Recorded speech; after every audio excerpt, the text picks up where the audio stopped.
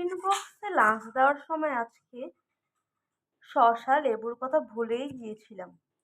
যাক, পরে তাড়াহুড়ো করে কেটে দিয়েছি। যেহেতু আজকে দুজনের জন্য আমি লাঞ্চ বা টিফিন বক্স গোছাচ্ছি, তাই আজকে দুজনকে দুটো রান দেব। একজনের জন্য রান দিয়েছি আর একজনকে রান দিইনি, তাহলে তো খুবই রাগ করবে। আর মাংসের মধ্যে আলু দিয়ে খেতে আমার কিন্তু খুব ভালো লাগে। তোমাদের কার কার ভালো লাগে বলো?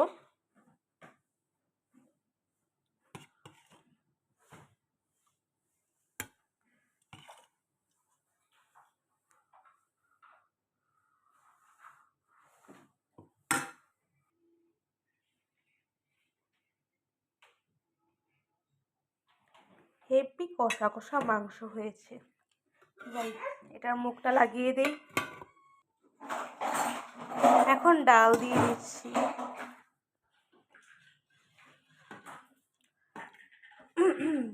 এই গরমের দিনে টক ডালটাই আমার হাজবেন্ড বেশি পছন্দ করে, তাই এখানে আম ডাল রান্না করেছি। কিন্তু ওনারা আবার আম খায় না, ডাল নাকি বেশি টক হয়ে যায়, তাই ওনাদেরকে আম দেবো না।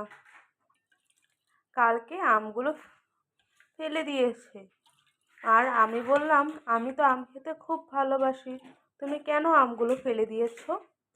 বলো তাহলে আর আমাদেরকে দিও না। তাই দিলামই না।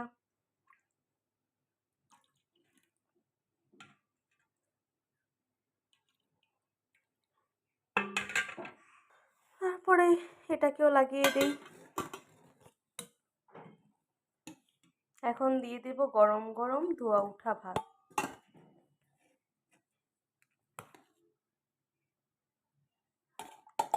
ঝরঝরে ভাত।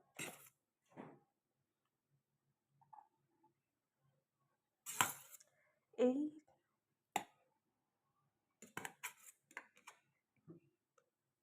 যেহেতু মাংস, একটু তো ভাত দিতেই হয়, মাংস বলে কথা।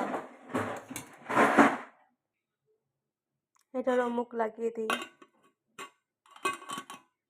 এই আমি আরেকজনের ভাতও বেড়ে নিয়েছিলাম, তারও মুখটা লাগিয়ে দিচ্ছি। তারপর দিয়ে দেব সালাদ, দিয়ে দিচ্ছি শসা লেবু।